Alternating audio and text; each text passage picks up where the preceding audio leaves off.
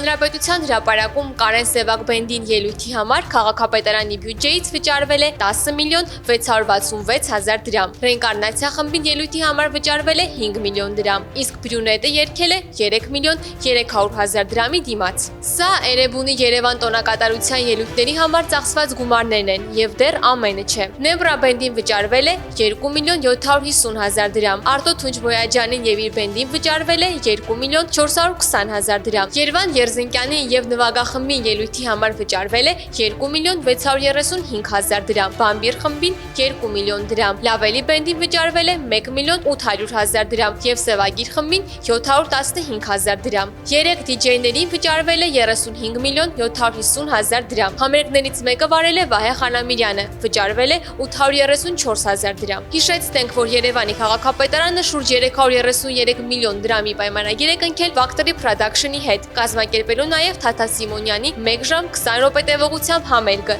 եւ Լյուբով Ուսպեսկայայի ելույթը 2 երգով, իսկ տոնակատարության ընդհանուր ծախսերը կազմել են շուրջ 755 միլիոն դրամ։